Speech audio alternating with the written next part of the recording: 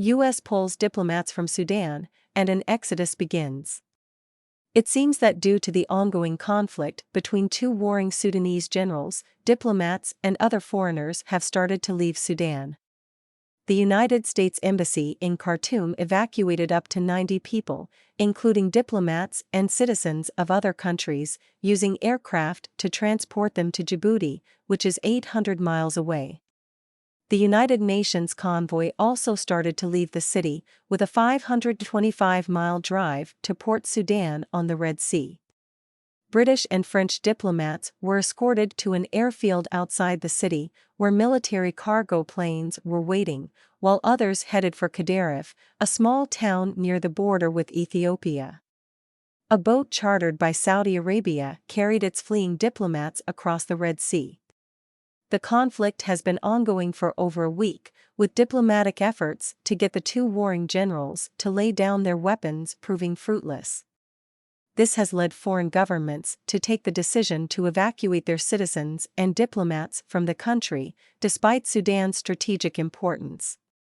The emotions among some Sudanese seem to be running high, with anger and a sense of abandonment being expressed towards Western negotiators who are blamed for the collapse of political talks that were supposed to lead to civilian rule.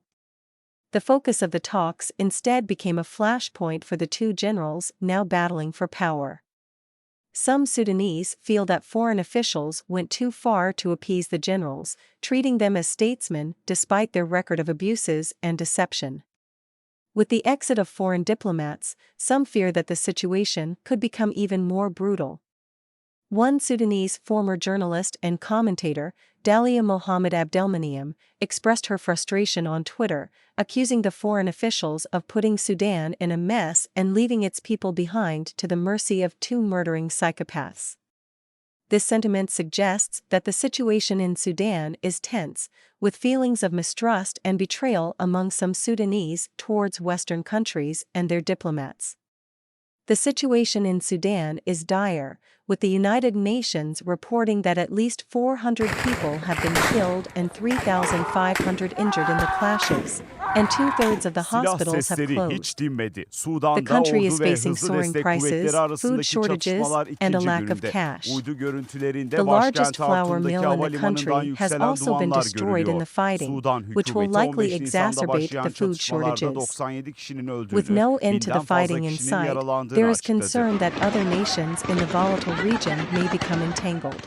The fighting has transformed Sudan with extraordinary speed, and the clashes resumed after American diplomats left, putting evacuees from other countries in danger. One French national was hit by gunfire during a convoy's evacuation, and a member of Egypt's embassy was also shot. Some of the foreigners who left expressed mixed feelings of relief at escaping the danger in Khartoum, but also regret at leaving their Sudanese colleagues behind. Norway's ambassador to Sudan, Endre Stiansen, wrote in a text message that he was safe but couldn't stop thinking about those left behind, including his staff, friends, and everyone else. The closure of the U.S. Embassy in Sudan marks a significant shift in the country's relations with the United States. The embassy had only reopened in 2019 after being closed for 23 years, as the U.S. sought to improve relations with Sudan's transitional government following the ousting of longtime dictator Omar al-Bashir. The closure is a blow to those efforts, and a reflection of the deteriorating security situation in the country. It also underscores the challenges faced by the U.S. and other foreign powers in balancing strategic interests with the risks of involvement in a volatile region. As the situation in Sudan continues to unfold, it remains to be seen how the international community will respond and what impact it will have on the country's future. As the helicopters flew toward Khartoum, the SEALs prepared to secure the embassy and evacuate personnel. They were armed with M4 carbine rifles, sidearms and grenades, and wore body armor and night vision goggles. Once on the ground, the SEALs quickly secured the embassy and began moving personnel to the helicopters. They also destroyed sensitive documents and equipment to prevent them from falling into the wrong hands. The evacuation operation took several hours and was described as textbook by one U.S. official. By early Sunday morning, all embassy personnel had been evacuated safely to a military base in neighboring Kenya. The operation was not without risks. The helicopters had to fly through hostile airspace and avoid anti-aircraft fire from Sudanese forces. In addition, the SEALs faced the possibility of hostile fire as they secured the embassy and escorted personnel to the helicopters. But despite the risks, the operation was deemed necessary to ensure the safety of American personnel and to prevent sensitive information from falling into the hands of Sudanese authorities or other hostile actors. The American helicopters arrived in Khartoum just before dawn on Sunday, local time.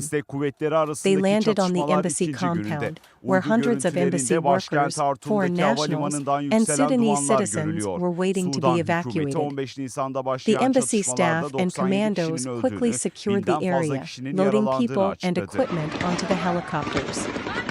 According to military officials, the evacuation was completed in less than 2 hours, with no injuries or incidents reported. The helicopters then lifted off, flying out of Sudanese airspace before daybreak. The operation marked the end of an 8-day ordeal for embassy staff and other foreigners trapped in Khartoum.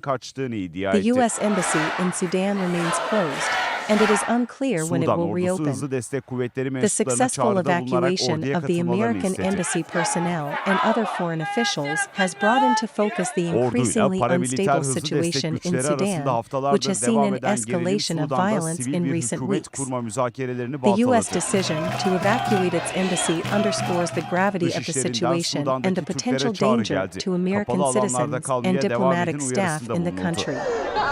The evacuation also highlights the U.S. military's ability to rapidly respond to crises and to execute complex operations in difficult and dangerous environments. The use of helicopters to airlift personnel out of a hostile city shows the importance of air mobility and special operations capabilities in today's military.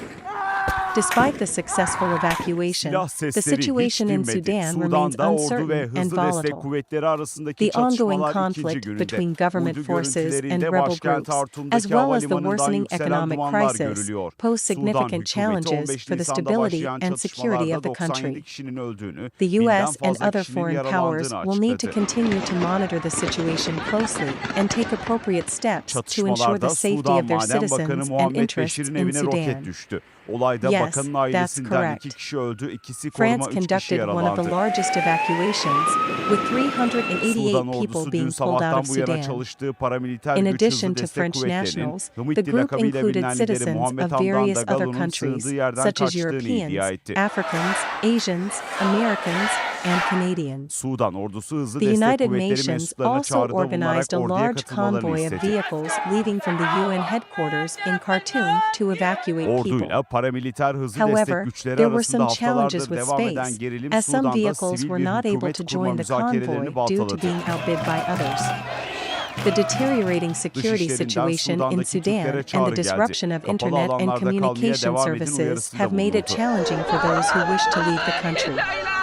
Despite the evacuation efforts of foreign governments and organizations, many Sudanese remain stranded in the country, unable to find a way out. The situation highlights the need for continued efforts to support and provide assistance to those affected by the crisis.